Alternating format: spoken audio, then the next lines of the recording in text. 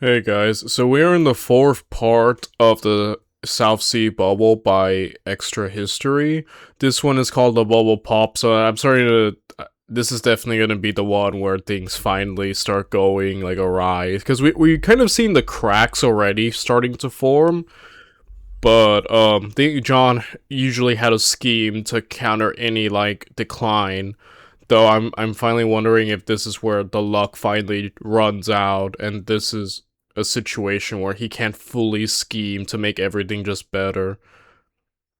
The amount he has accomplished just through sheer hype alone is kind of amazing. He's like a money mancer, you know.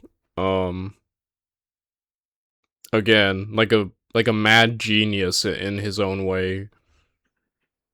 Wow, okay, I want to get to this. So, but before I do, I must give credit where it is due. Extra History is a great YouTuber. If you want to watch his original video without me here in the corner, the link to this video is down in the description down below. It is the first link that you will see. And if you want to help support my channel in any way, shape, or form, feel free to like, comment, and subscribe. It would really help my small but humble channel grow, and I would appreciate it very much, thank you. Now with that said, and without any further ado, let's get to it.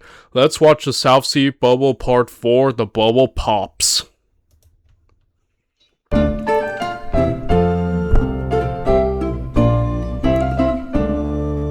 Last we left off, South Sea shares were at an all-time high, but under the surface, things were amiss. The company had burned through much of the money it made selling stock by giving people ridiculous terms on shares and offering loans to anybody wanting to buy into South Sea. Legislating its rivals out of business had caused bankrupt business owners to sell South Sea shares to cover their debt, and to cap it all off, the company still hadn't made a single cent selling goods in the South Sea. As August came to a close, these cracks. The amount of money they've made by not making money is kind of insane. Like I said, this is all hype. The man built this empire through just sheer hype alone. I mean, that's simple. That's a very simplified way to put it, but you know what I mean, right? Like, dang. Had started to show. The company had ceased its meteoric rise, and in fact was starting to go south. And Blunt knew that if the shares began to fall, people would start to take a closer look at South Sea House, and realize just how bad a shape it was in.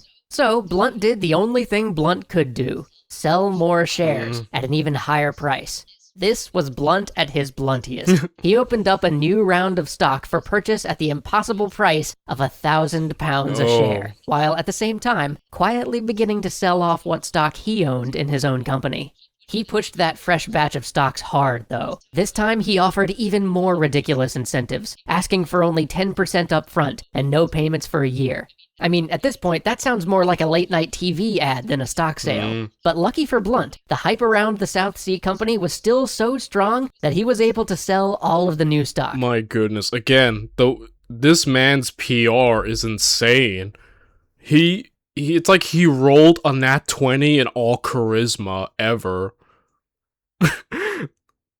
It's amazing. You gotta like admit this is amazing, bro.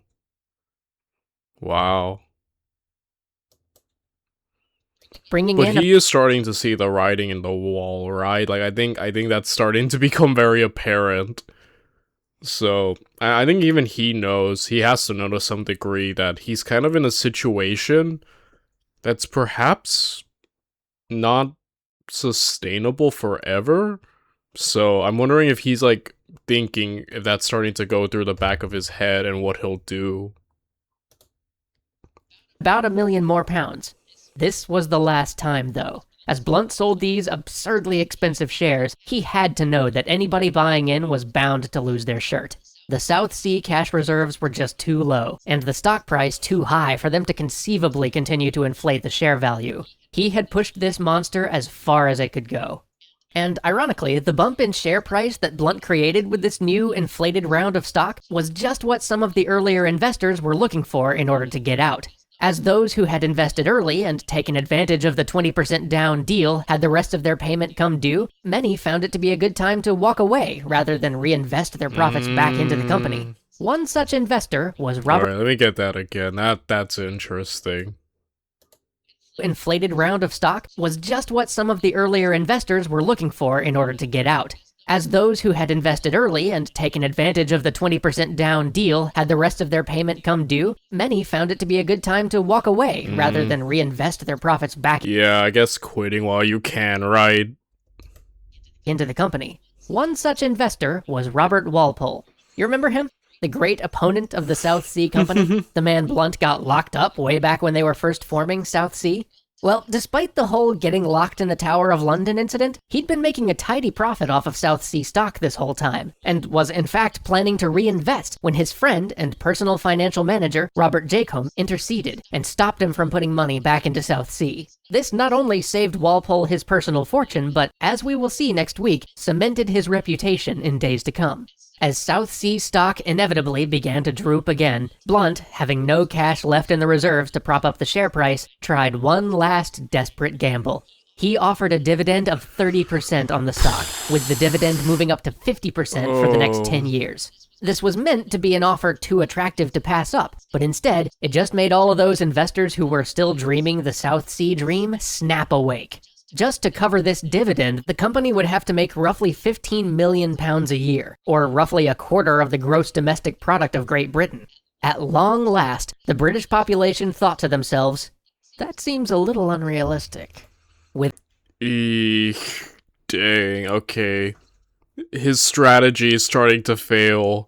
Dude, watching this meteoric rise and now this, like, slowly impending fall, well, it's not really slow, but you know what I mean? It's kind of like a Greek tragedy I feel like I'm watching.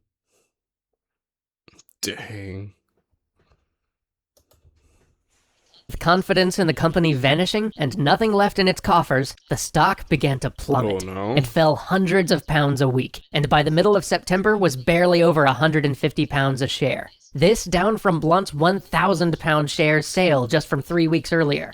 Anybody who had invested late, and especially anybody who'd taken out loans to do so, was ruined. Bankruptcies were rampant, and suicides only slightly less so. Oh my Soon, gosh. Holy crap.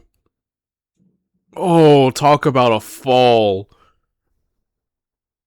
Oh, this is bad. Oh my goodness. The old Hollow Sword Blade Company closed up shop, with nothing more than a nice note on the door, saying they would certainly cover any of their existing obligations, so just, please, check back later.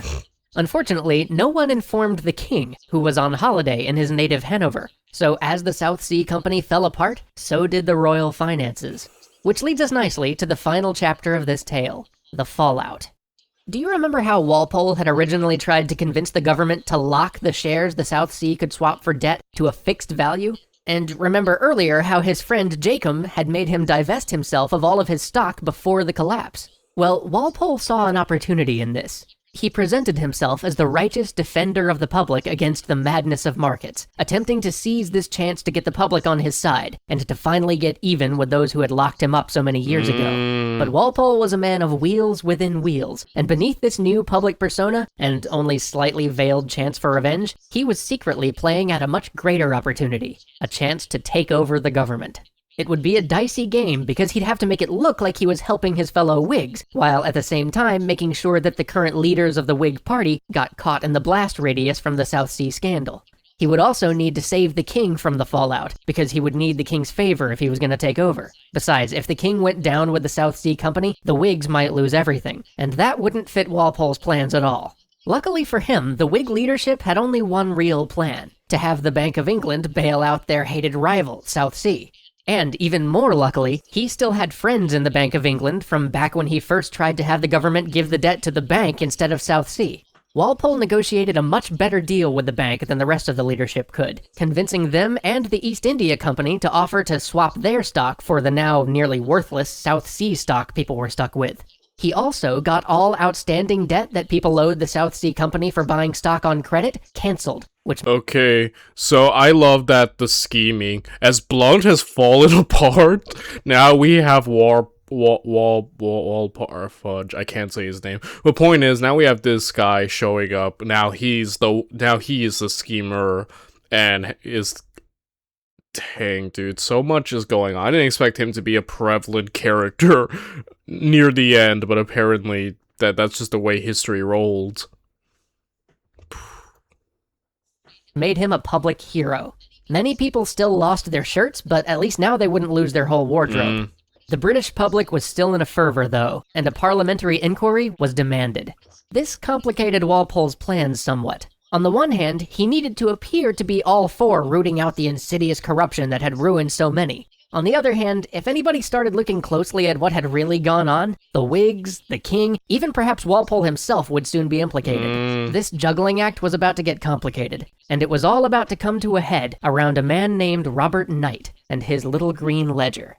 Join us next week for the conclusion of the South Sea Dude, I need to go. I need to see how this ends.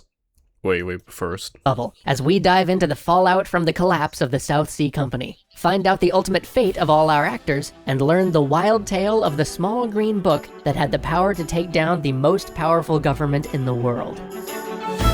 Okay, I need to find out how the heck this ends. So tomorrow, guys, we're gonna wrap this up. I'll see you then. Bye, everyone.